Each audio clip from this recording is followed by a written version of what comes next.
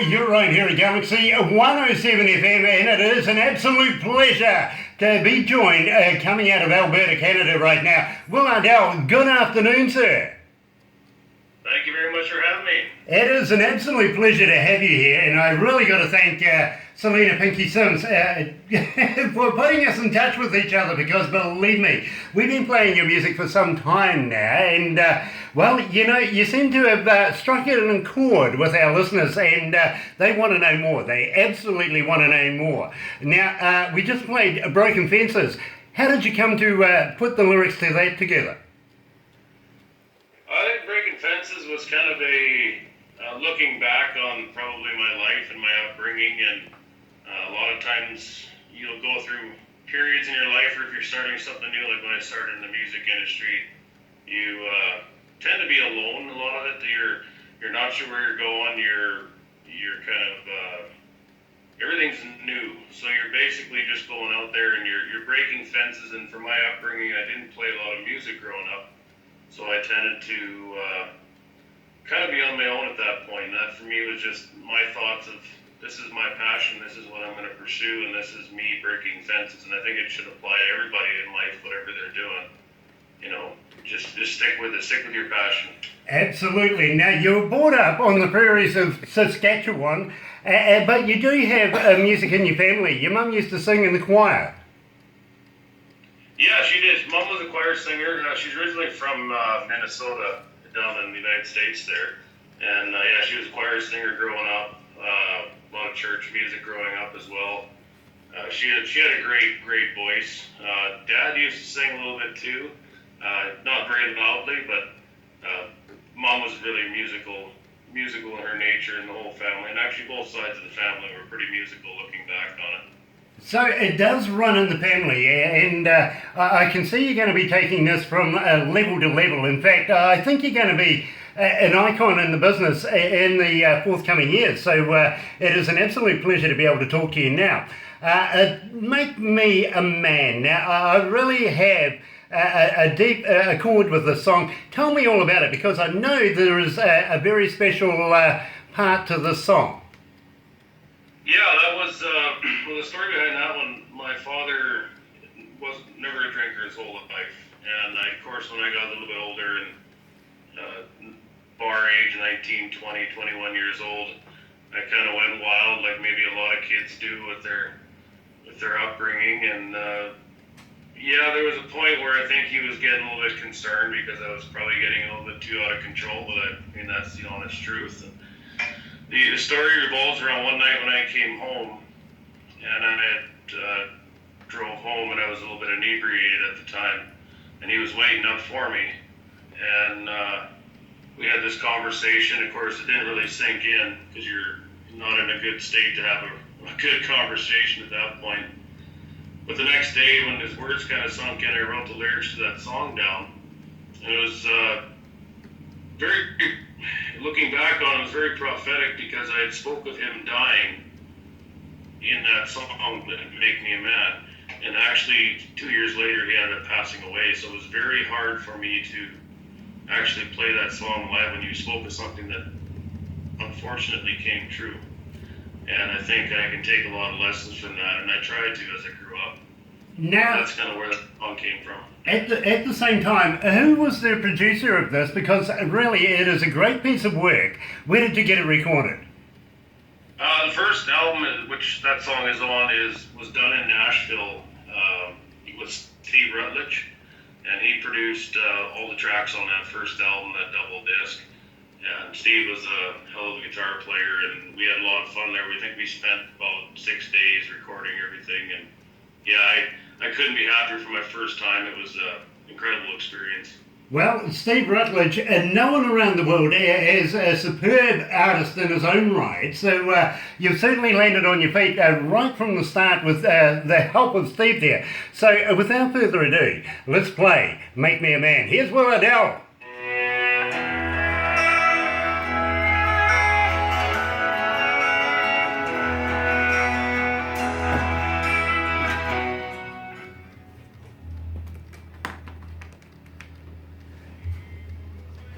Are you comfortable there, Will? Oh man, I'm so good to go. Nice, nice. Just like chatting with old friends, right? Absolutely. I heard you're a truck driver, my friend. Yeah, I worked in the oil patch here in Western Canada for many years, rigs and truck driving, and now I actually work for what we call the Ministry of Highways. We repair roads and you're plowing snow in the wintertime. That's kind of what I do for a full-time job now. So That would be a just waiting for that big break. Looking forward to it, right? well, we're going to try and make it happen for you, that's for sure. But Thank you, I appreciate it. it must be a blast driving through the winter, especially. Do you do the ice roads as well? Well, we have highways that we have here, and we have to keep them clean. Of course, we tend to get a lot of snow and ice throughout the winter, so you're on call basically from end of October till start of April, and that's any time of day or night. If there's a storm comes through, they call you out. There's the old saying when I first started this job is that God hates a coward, and he made snowplow drivers a second. I like You're it. going down hills backwards and you're spreading salt, like you're on icy conditions. It's definitely wakes you up in the morning. Yeah, that. Absolutely. You see, where we are, we actually don't get any snow in this part of New Zealand. And down the bottom of the South Island, because we're made up of three islands, Stewart, South Island, and North Island. We're right in the spring of everything at the moment. It's starting to turn over into summertime. You guys will be Right. just another month or two, and you'll be looking at winter again, won't you? Yeah, well, last year we had our snow middle of October. Our first snowstorm came, so 6 weeks basically from now. Yeah. But yeah, we go through periods where it gets up to, I don't know, are you guys on the metric or the Fahrenheit system? We're on like 35 degrees Celsius. And then we have days where it gets to minus 45 with the wind chill. We're currently 18 degrees C right now, so. That's beautiful. Yeah, you can wear a shirt. You know, it's not cold, but it's not overly hot. But at the same time, we had people from Canada through the winter time sending us photos.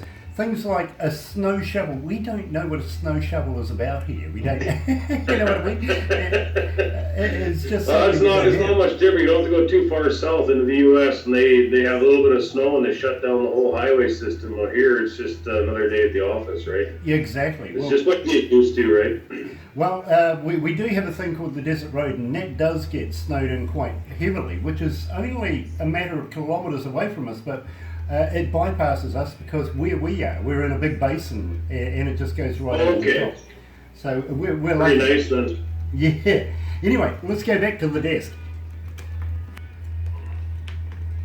Always nice to talk about trucking.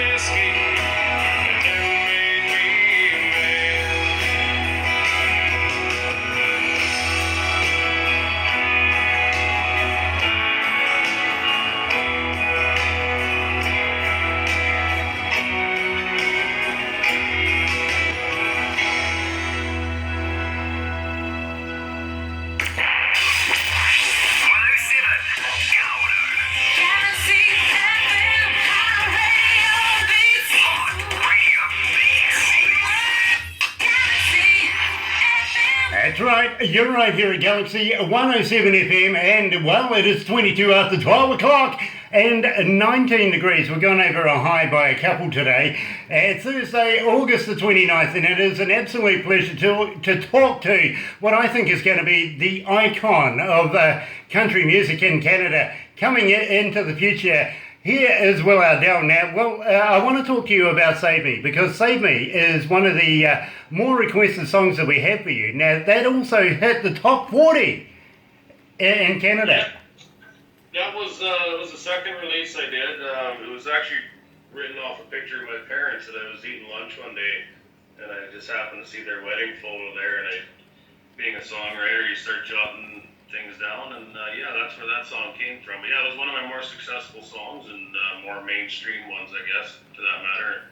it's one that gets requested quite a bit.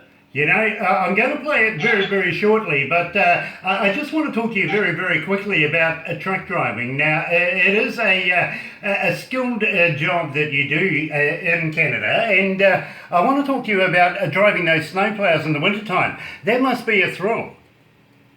Yeah, it's actually one of the biggest thrills I've ever had in my life. Like I was telling you off the air there, you get called out middle of the day or night, don't matter what it is, and you'll be on icy roads, you'll be on roads that you're the first line of defense, so you're out there before they allow any traffic out. So it definitely is one of those jobs, and especially in the wintertime, that it will wake you up pretty quick when you're going down a hill. Your truck's sliding all over the place. It must be, and I've seen some of you guys driving down those motorways, scooping out the snow. You guys go at a fair clip.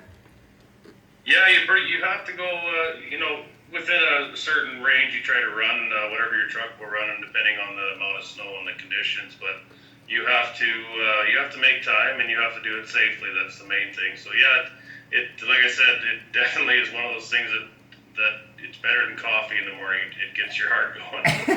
It sure would. Unfortunately, here where we are, we don't have snow per se, to be quite honest. In fact, a heavy frost is known as the snow for us. But I've seen photos of snow plows, and of course somebody sent me a photo not so long ago, actually, in the wintertime from Canada, which I was talking to, and she says, you know, the top two steps there, if I step off there, I disappear altogether, and it must have been about 12 foot deep, so that's quite a heavy frost for us. Yeah, we've had, I remember winters growing up that we were snowmobiling over the trees in our farmyard there, and I think that the trees would have been about 30 feet high, and the snow had piled up that high, and I remember Dad snowmobiling over them, so yeah, it can get deep. That's no doubt about that. Yeah, absolutely. My research, believe me, it sort of stops with the Ice Road Truckers on TV. I've been following that for a number of years, and now I'm going to have to keep an eye out for you. I was talking to Clayton, a good friend of ours, from the Road Hammers the other day, and believe me, they are so trucking across the board. They just absolutely talk trucks. Trying to talk a bit of music with them. Nah, let's talk trucks instead. So it's always nice to be able to do that.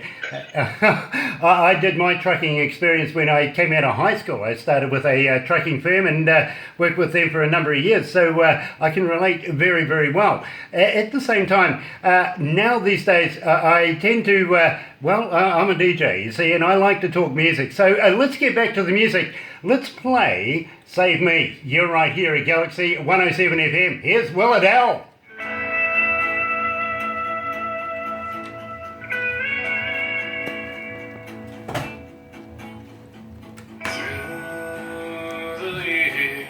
So what we'll do is we'll go into talking about your websites, how people can get hold of you. Can they download your music? Do you have merchandise, stuff like that? Because believe me, I get a lot of people that are texting me in at the moment wanting to know how they can download your music. Would that be on Spotify, Twitter, and places like that? Okay, sounds good. At the same time, do you have merchandise? Do you have a merchandise store as well? The merchandise right now, it's because we're doing it all just basically locally, hand-to-hand shows kind of thing. I don't have the available as what a bigger artist would have. But the best place, like I said, to get my music is all on iTunes. Sure. Or else, if you want, I still do the mailing it out from my own hand to yours. That's kind of how I do stuff. You know, as an independent artist, you have to hustle, right? Exactly. And believe me, I know exactly what it's like. I really do. We've done a couple of these in the past. At the same time, I'm going to ask you. If you're going into the studio anytime soon, if you're going to be doing any new work, would you like to be able to pass it to us? Because we would love to premiere your stuff. Yeah, for sure. I have an album that I've recorded of cover songs, like some Gordon Lightfoot. There's some Reid McNeil, Canadian artists that we're doing.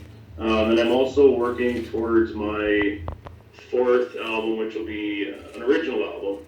And I'm hoping to get in the studio here probably middle or start of October. So middle of September, start of October is where I'll hopefully get in there. So Sure. Yeah, keep working toward it. Absolutely. Believe me, I understand. I really, really do. I see your influences are Johnny Cash, Gordon Lightfoot, that you mentioned before, Waylon Jennings, Jeremy Johnson, and also I see Chris Stapleton in there.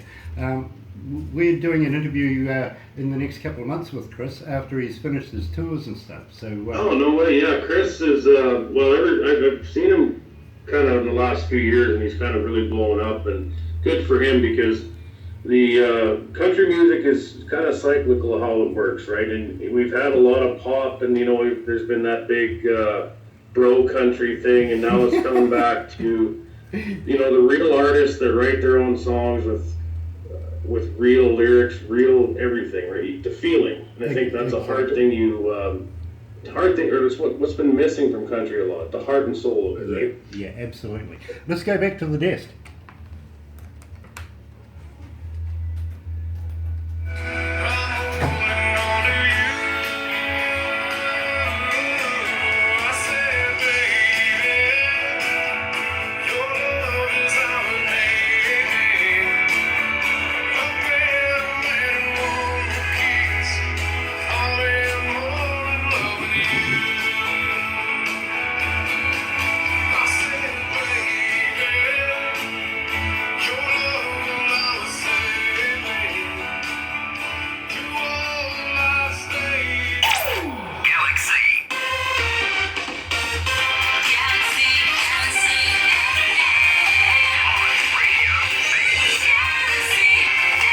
That's right, you're right here at Galaxy 107 FM, and believe me, I'm joined by what I think is the future icon in the country game, and believe me, Will Ardell's going to go a long, long way. I see his influences are Johnny Cash, Gordon Lightfoot, Waylon Jennings, and many, many more, including, of course, Chris Stapleton. Now, we were just talking about the heart and soul of music, and I think you've got it there. You give me your definition of it. Well, I believe that anytime you write songs or anytime you play on stage, if you put your heart and soul into your lyrics and your performance or your voice, people recognize that. And I think in many aspects of the music industry now, it can be lost in the glitz and the glamour and all the sideshows. But when you notice somebody that's up there singing their heart and their soul out, telling you their story, that's definitely noticeable. It's an incredible thing to witness, and I think that's the kind of people I've always looked up to. Like you mentioned, Johnny Cash and Waylon Jennings, just did it their way and wouldn't compromise. To me, that's the epitome of it. That is very, very true. At the same time, country music has taken a few turns over the last few years, and it is coming back to what I think is grassroots right now. How do you feel about that? I actually think it's a great thing. Like we have a fellow artist in Saskatchewan named Coulter Wall, who's really been blowing up lately. He's been playing a bunch of festivals, I think, across the ocean there. And one of the best songwriters I've heard in the last 10 years out of the province.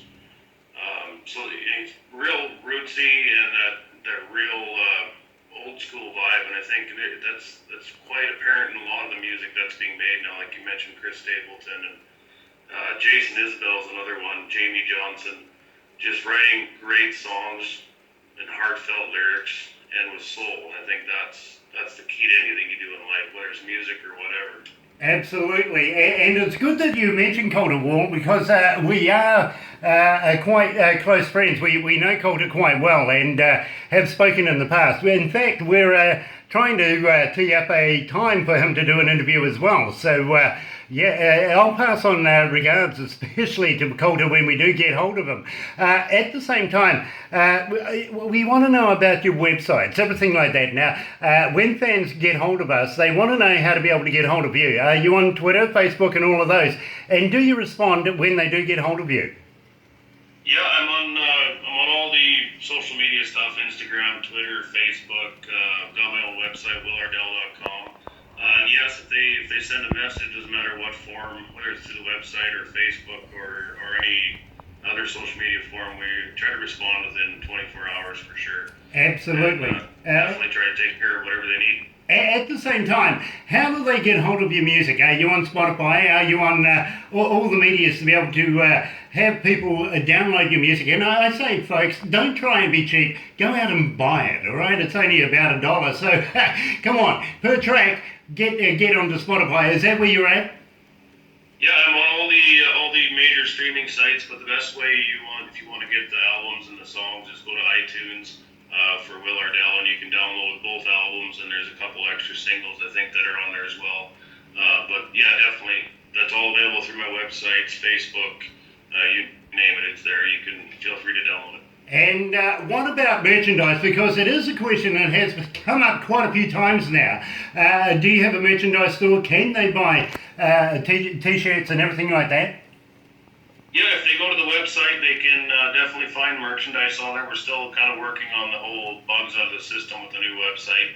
We're going to be uploading some more stuff there with pictures and shirts and different things. And looking at getting some hats here in the next couple months. We'll have some hats available and all sorts of different little things that if people are interested in purchasing, they're more than welcome. Well, I'm going to hit you up, while we're talking about this, I'm going to hit you up when you do get all of your products together. How would you like to be able to push someone to us, give us some swag, some of your CDs and everything like that, because we would love to be able to do a promotional giveaway or to keep the Will Ardell name rolling here at Galaxy 107 FM. We would absolutely love to be able to do a comp just for you, because believe me, I think it warrants it.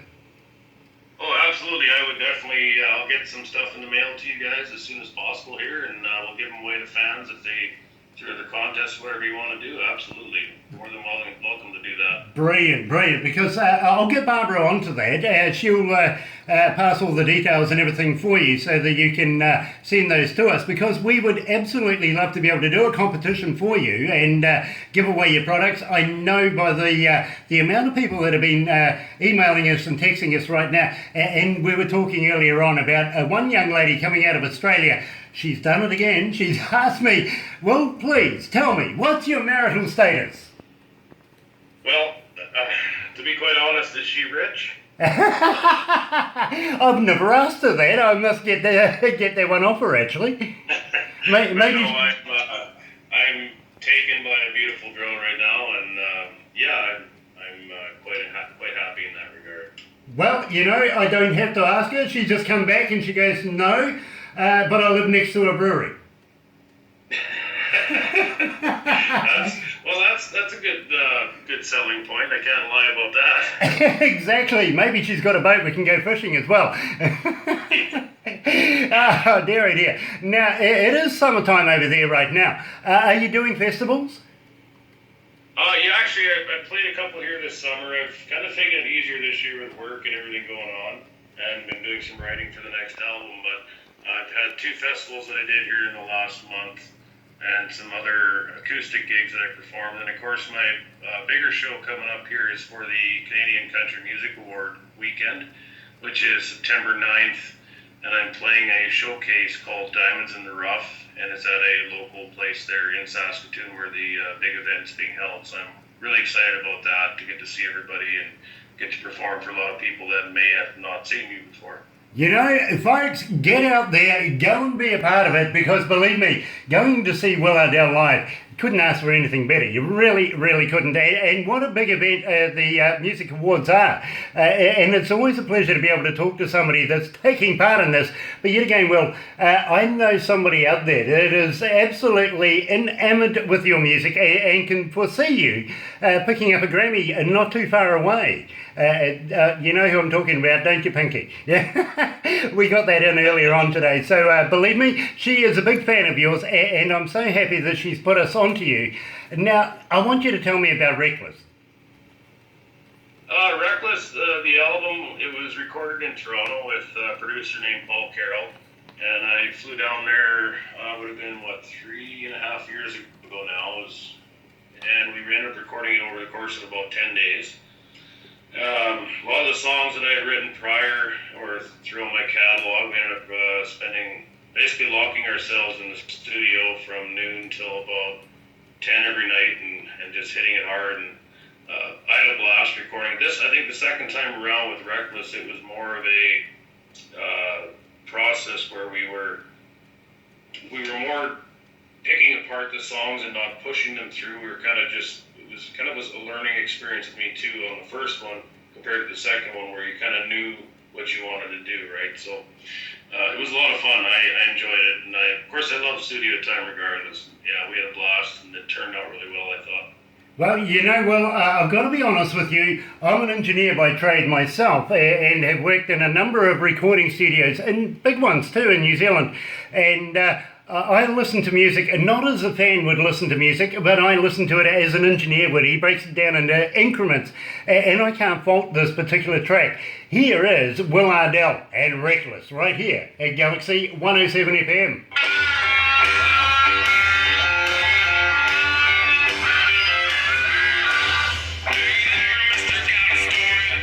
Love this track.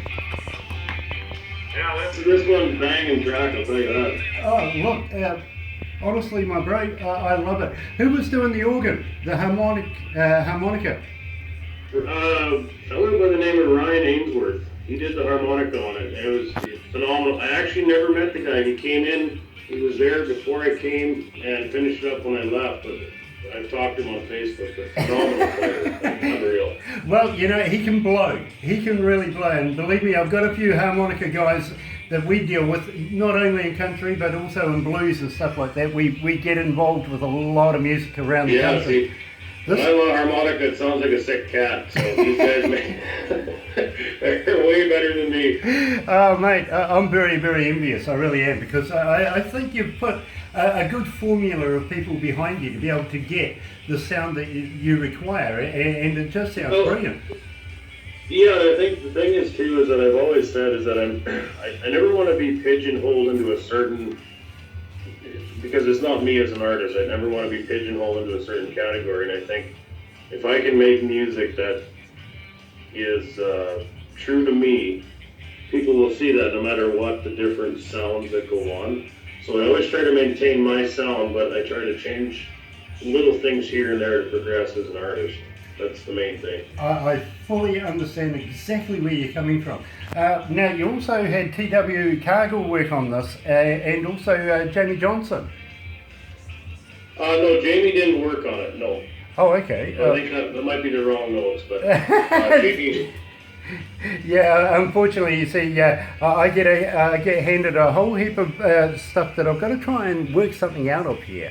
But probably where that was, T.W. Cargill recorded Jamie Johnson's, I can't remember which album it was off the top of my head, but he was one of the producers on it. Oh, so, right. That's probably where the inference came from. Right. But no, Jamie was not on the album. Okay, I get that. Now, you've also picked up 15 nominations for the SCMAs.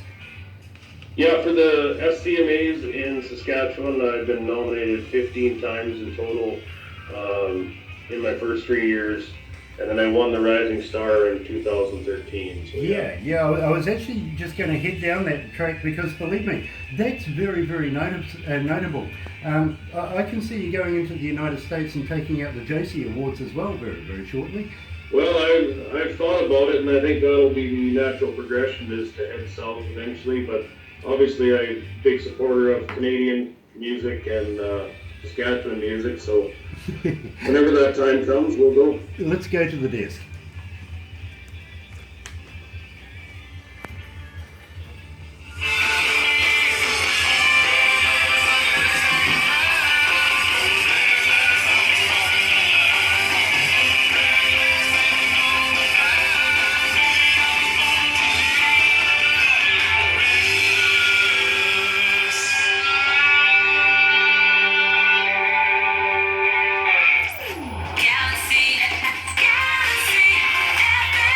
Right, you're right here at Galaxy 107 FM. I'm joined by Will Ardell coming out of Alberta.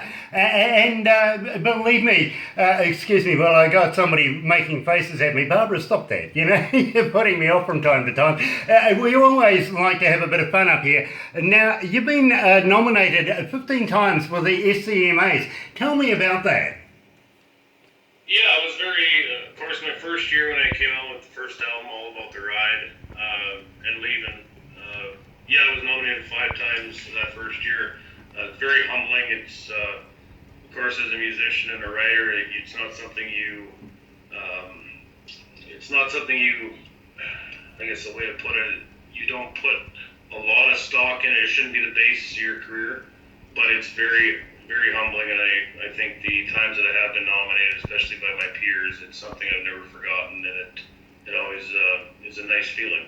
Well, I can foresee you standing on the Grand Ole Opry stage and making an absolute show of it there, and possibly starting your way up into the Grammys by something like the Josie Awards. I can see you taking that out in the next, not too far away.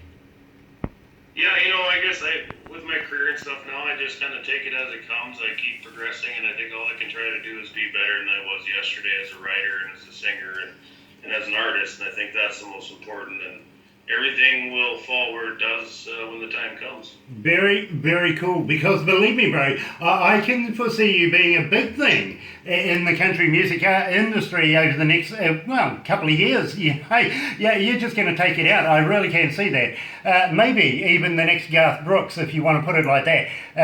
Because I think you have that energy and that talent behind you to be able to take you up the ladder. Now, at the same time, I'm going to ask you about Crank It Up magazine. Now, we were having a little chat about that earlier on.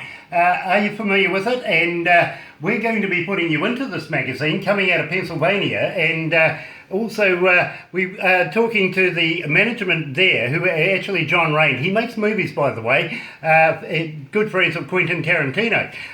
He wants to do tours of all the best bands that he can get his hands on, not only from Canada but from America and other places, and bring them down here, down under. Would you be interested in coming to New Zealand?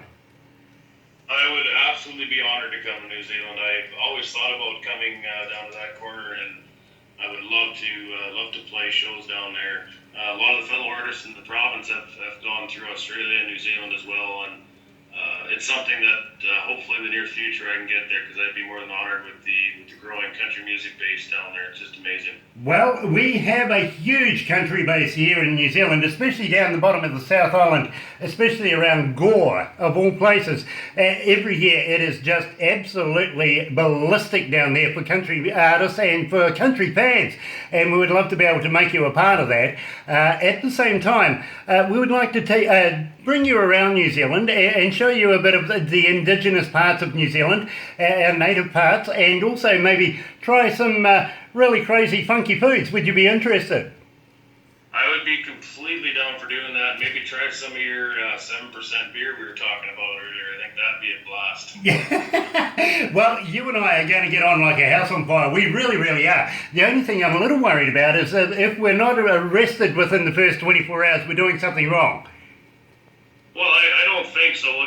It's only wrong unless you get caught, right? Well, it's half the fun is getting away with it, isn't it?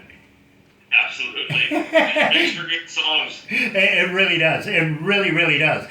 Some of the crazy funky foods that we have here, in fact, we have a wild foods festival here in New Zealand, down the South Island. Have you ever heard of a hoo-hoo grub? No, I can't say I have actually, but it sounds pretty interesting. You're going to take me to that too? Oh, absolutely. We're going to do that for sure. It is you know what a caterpillar is, right?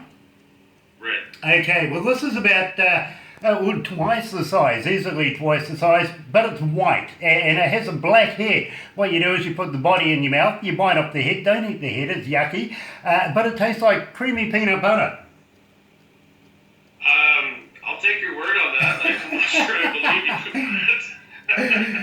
I'm totally open to trying it. No one likes a coward, right? Well, if you're going to go down that road, then let's try this. Maybe we'll take you down to the bottom of the South Island, down by Gore, where the country festivals are being held, and maybe even throw you off a bridge.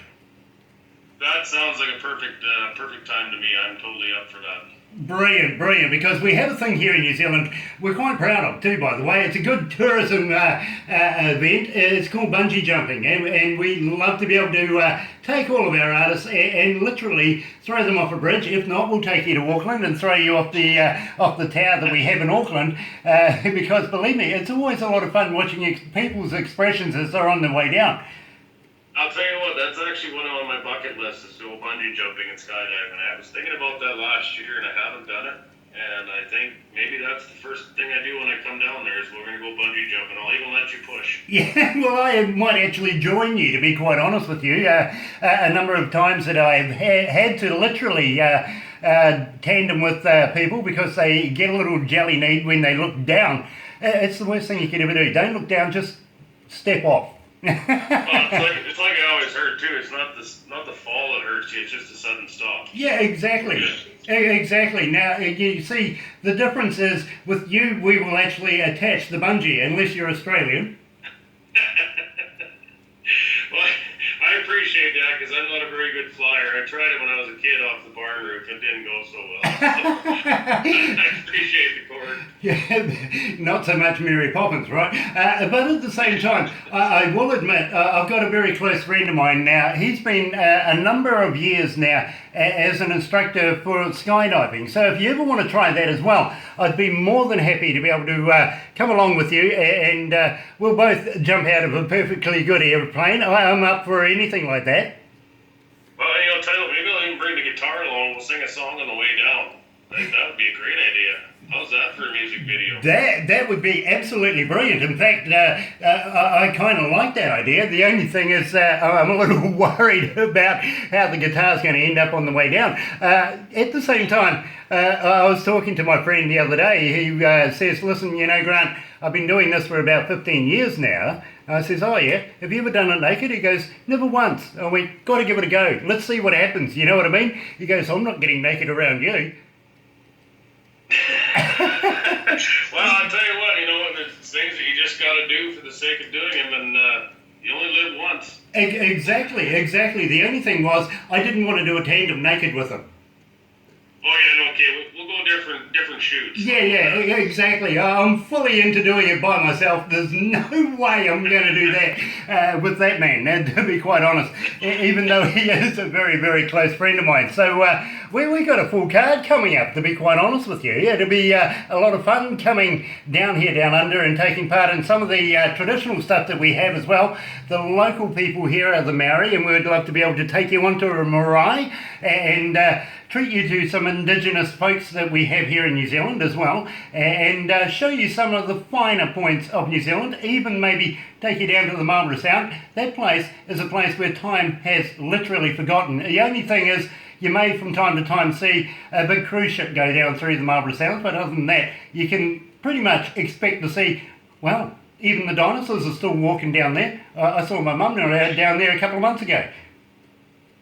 I'll tell you what, I'm going to probably have to book a month off and just come down there and spend, trying to do all this stuff in a few days just won't work. We're definitely going to have to take a month off and just spend a month down in New Zealand there enjoying the country. Absolutely, because we take pride here in New Zealand about our clean green image and everything to do with it. We absolutely take pride in our country, and we would love to show anybody who ever asks us, would you please show me around? Well, that's it. We do exactly that. We would love to show you. I couldn't wait to, I can't wait to be down there, and I'm definitely going to try to be there within the next year. Mark my word.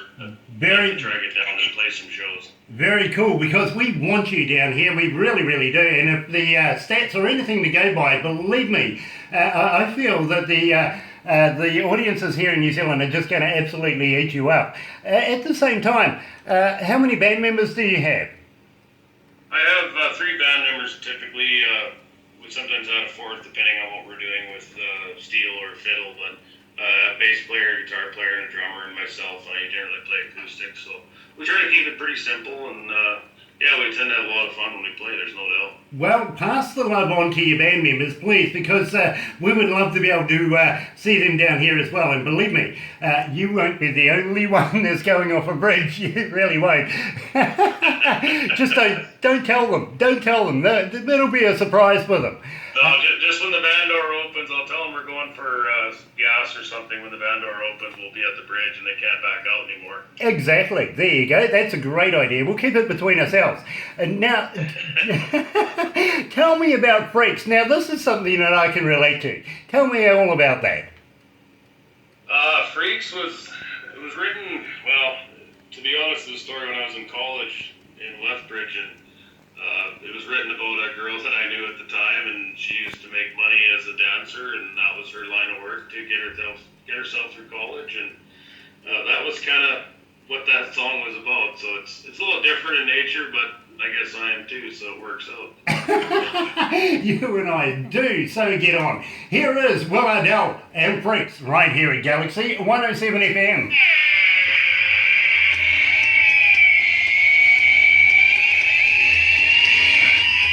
Definitely different. Oh, it's awesome. I love this track. When I first heard it, I thought, this is just a bit of me. Yeah, she used to dance to it. Yeah, you know, I absolutely love it. I was just saying to Barbara, when I first heard it, our engineer came to me and goes, Grant, have a listen to this. And believe me, bro, I related to it straight away. I like this. So, I think we spent time in those dark light underneath those dark lights and those poles and all the beer going around and money being thrown around. I think we both spent enough time in there. I'm usually the one trying to pass money on, you know. No, you just gotta help people survive. That's what I call it. Absolutely. I'll just unplug that for you. You're getting hot, aren't you? There you go. Okay. Unfortunately, it's the middle of winter here. It's only about 19 degrees at the moment, but we've got a heater on under here. Poor old Barbara's sweating. Cool you down a bit. I wear wool. Yeah, absolutely.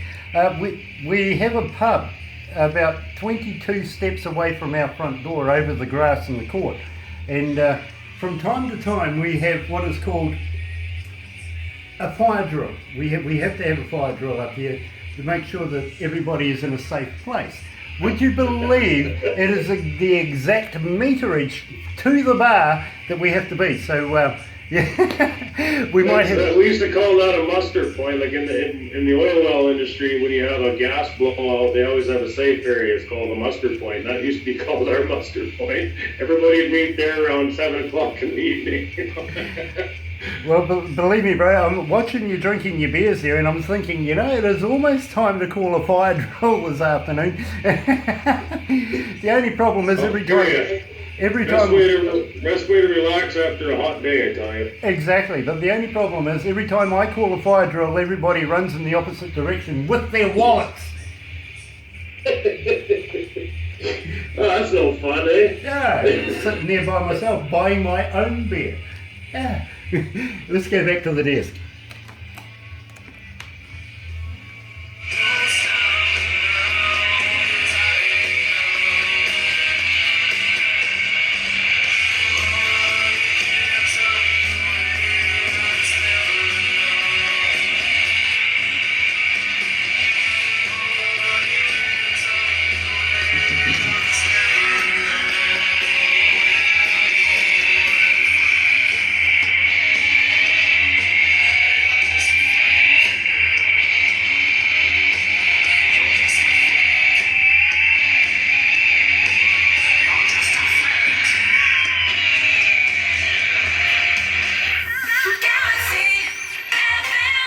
I absolutely love that track. I really do. And our engineer, when he first heard it, he says, Grant, you've absolutely got to listen to this.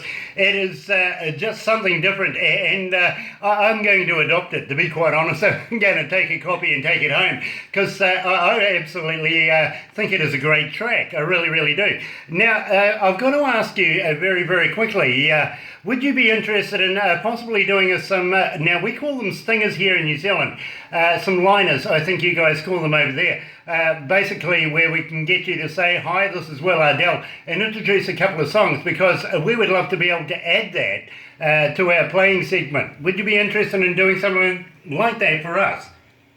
Absolutely, for sure. Awesome. What I'll do is I'll get Barbara to pass on any details that you may want, any inspiration, anything like that.